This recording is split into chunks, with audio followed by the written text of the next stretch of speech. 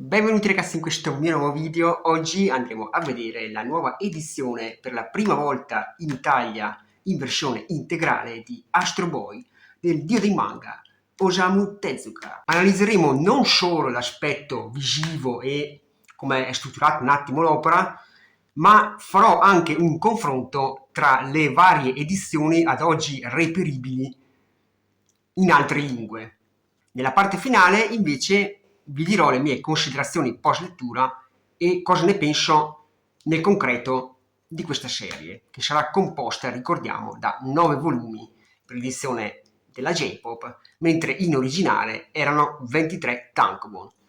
quindi più o meno contiene 2,5 volumi a edizione J-Pop. Possiamo vedere che mantiene le stesse caratteristiche sia della costina che del retro della classica Osamushi Collection. Ricordo che per questo primo numero è uscita anche una variant di Simone Di Meo, che è un disegnatore noto per lavorare molto spesso per DC Comics. Copertina meno brutta, se vogliamo, di quelle già uscite per J-Pop, che hanno caratterizzato un po' questa collana, che sinceramente a me facevano un po' cagare, ma ha mantenuto un po' quell'edizione, quello stile vintage. E questo Astro Boy è caratterizzato, come vediamo, da una copertina, da una sovracoperta leggermente col personaggio proprio di Astro Boy, di Tetsuya Atom, in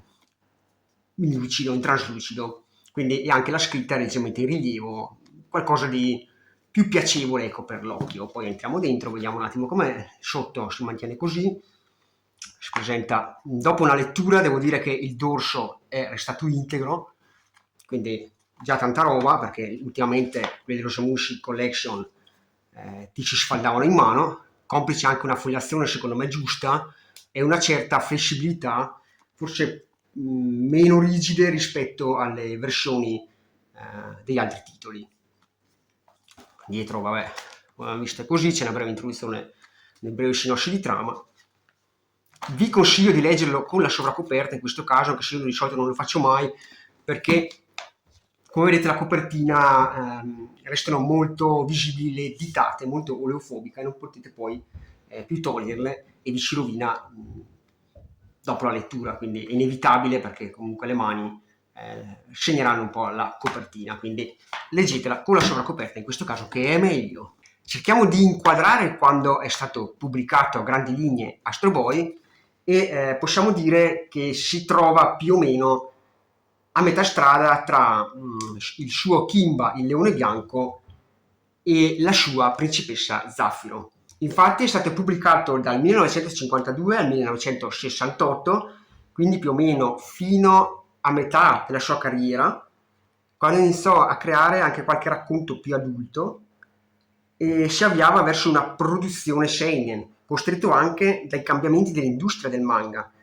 come l'avvento del Gekiga. Questa raccolta, come possiamo vedere, un attimo che se no mi ribalto, mi spacco tutto, come possiamo vedere qua non apro troppo a banana il fumetto perché poi si distrugge. Qui comunque c'è scritto sta cosa qua. Le storie di questa raccolta sono qui pubblicate non in ordine cronologico, ma in quello scelto dal maestro Osamu Tezuka per le edizioni più recenti di Astro Boy, da lui supervisionate. Queste le date di pubblicazione originali dei capitoli presenti in questo volume, eccetera, eccetera. Non troviamo nessuna presentazione dell'opera, nessuna introduzione, salvo queste due paroline che diceva che va contestualizzata all'epoca, eccetera, eccetera, ma chi se ne frega. Avrei preferito che ci fossero degli approfondimenti, ma purtroppo ormai J-Pop ultimamente mi ha sempre deluso, anzi diciamo da sempre, perché non inserisce mai particolari approfondimenti, il che è sicuramente un qualcosa che non rende l'edizione particolarmente di pregio, soprattutto per chi cerca un qualcosa in più per contestualizzare appunto l'opera. E dicevo, un confronto con, prima di vedere passare alle storie e tutto, un confronto con le edizioni reperibili ad oggi sul mercato. Abbiamo l'edizione in spagnolo, 7 volumi da circa 650 pagine, che in questo caso è un cartonato che più o meno si aggira sui 33 euro, quindi nemmeno poco, un 15x23 edito da Planet Comic. Vi lascio le copertine in sovraimpressione. Poi abbiamo un'edizione francese che è incompleta, edita da Kana nel 2009, simile a quella portata da noi da Planet Manga nel 2010, quindi non ci interessa in questo caso. Poi abbiamo l'edizione inglese che tendenzialmente sarebbe quella fatta meglio, perché è chiaramente integrale, composta anch'essa da 7 volumi e con circa 6 paginetti di approfondimento per ogni volume, ma il problema è che è specchiata, quindi con lettura alla occidentale, e il formato a occhio mi sembra più piccolo e sono dei volumoni veramente enormi e senza sovracoperta né niente, mi sembra abbiano solo le alette, quindi è un'edizione piuttosto scrausa, editata da Dark Horse.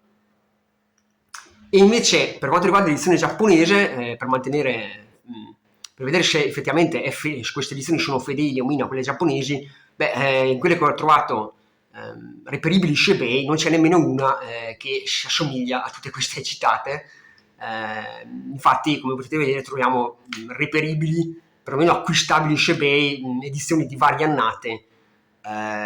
In particolare, in questo caso ne sono tre completamente diverse, tre con una fogliazione per volume diversa. Detto ciò, questa edizione è quella, secondo me, è il miglior compromesso, anche perché dopo la lettura posso dire che non sia un manga come poi viene definito per addirittura bambini, direi proprio di no, anche perché il linguaggio non è così semplicistico, sicuramente non è forbito, ma non possiamo dire che magari con una traduzione inglese possa essere di facile comprensione se non si è proprio, dei lettori accaniti di fumetti in inglese o di libri in inglese e non conosciamo abbastanza bene la lingua, perché ci sono delle terminologie che insomma non so poi come eventualmente Google Traduttore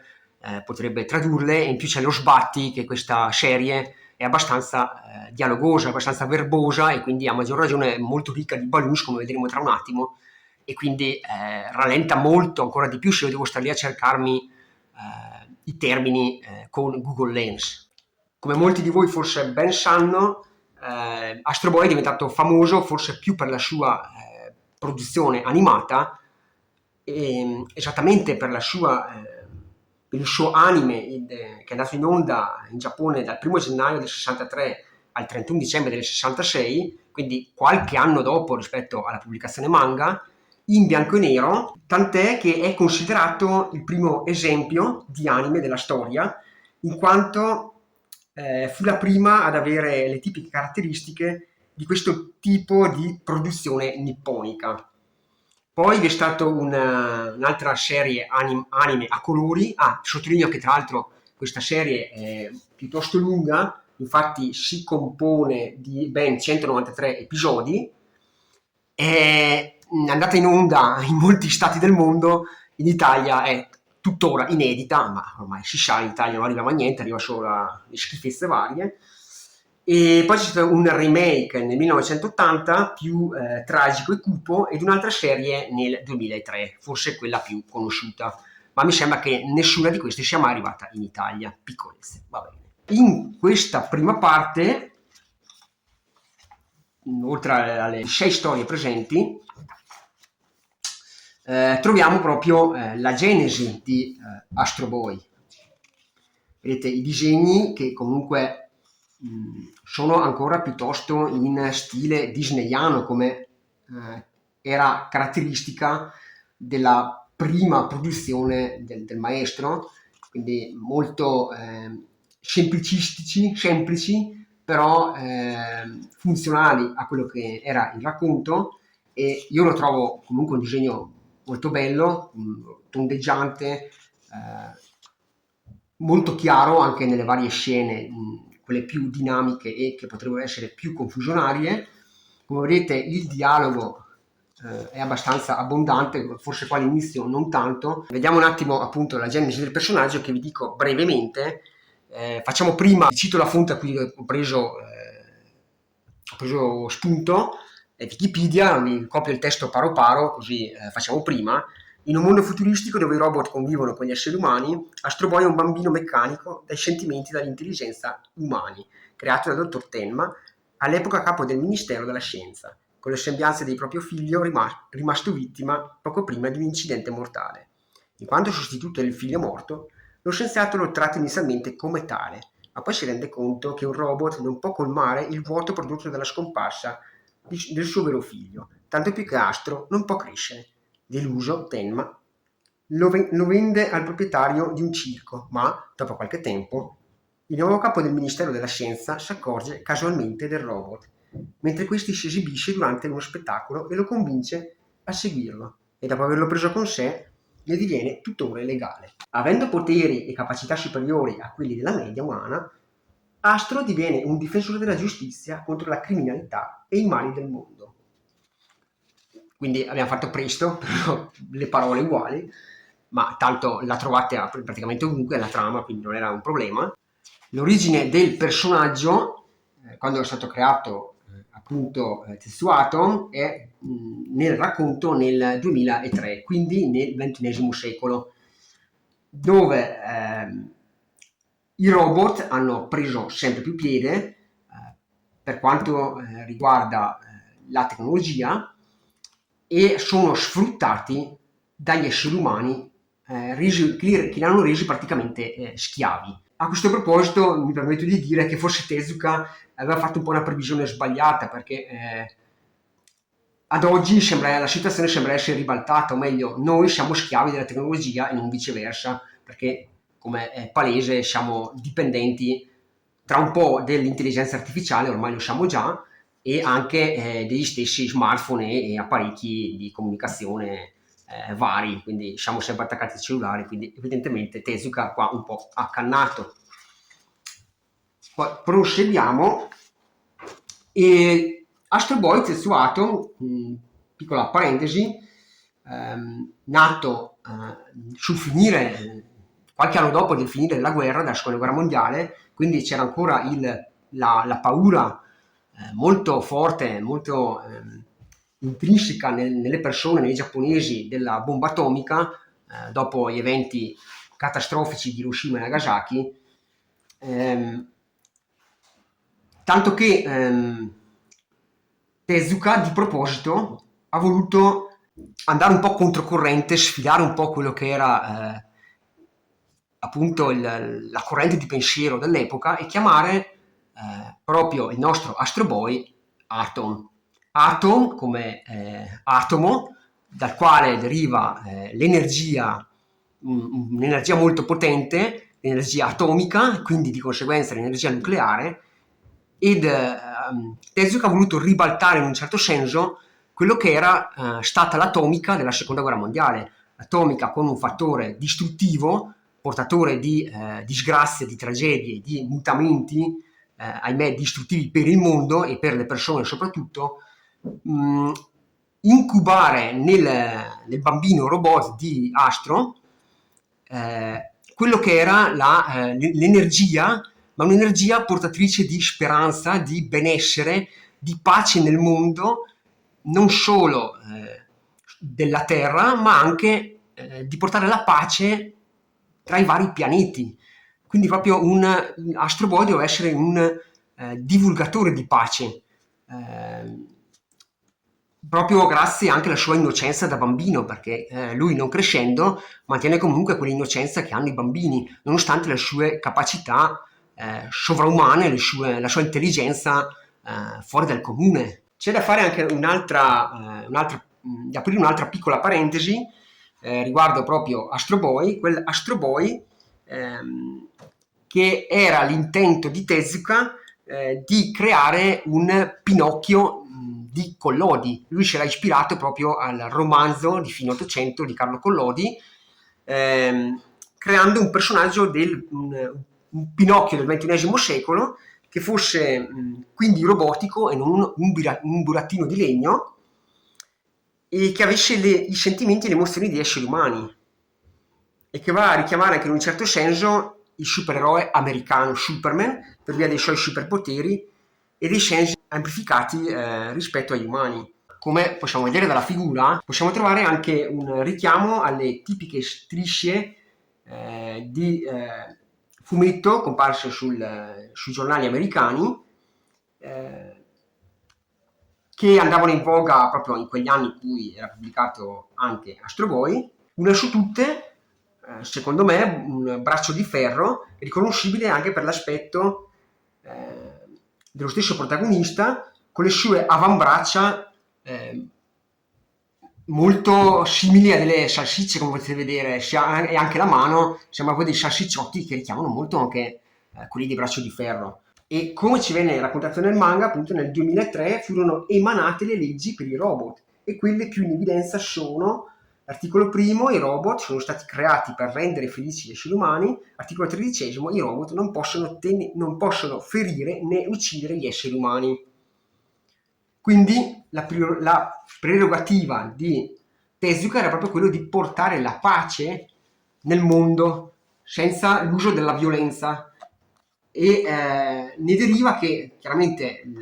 più i robot diventano simili all'uomo, più pretendono dei diritti, cercare di liberarsi da quel fenomeno della schiavitù cui erano purtroppo sottoposti giornalmente, perché sfruttati sia per questioni lavorative, per questioni di guerra, e anche per scopi piuttosto loschi.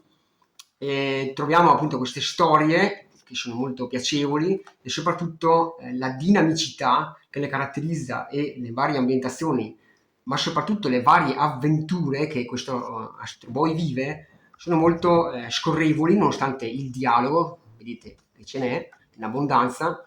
e sono tutte storie che hanno un finale buonista, perché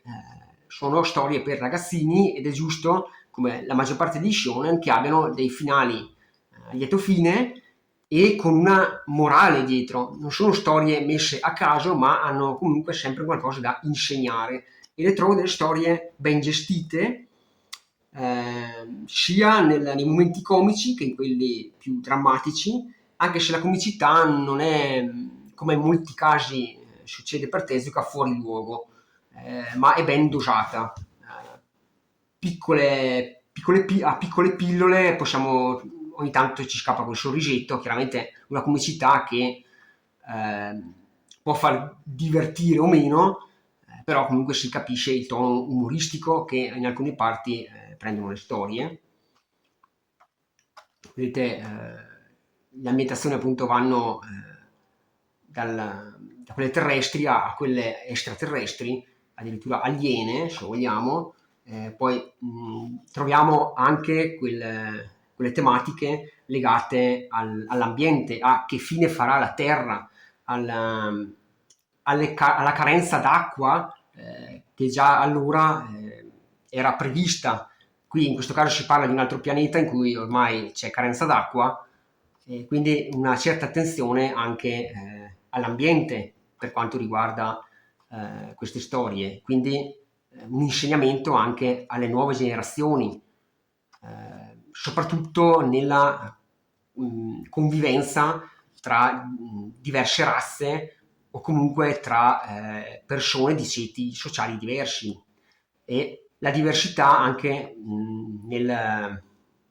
rapportarsi appunto a dei robot, perché i robot, come vediamo qua, sono dotati di intelligenza, quindi non sono tutti i pianeti sono invasi dai robot, che in un qualche modo riescono a dire la loro, proprio perché,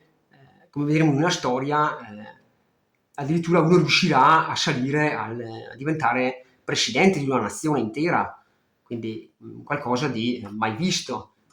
Benché in alcune parti delle storie ci sia molta sospensione dell'incredulità, come un po' tipico di Tezuka,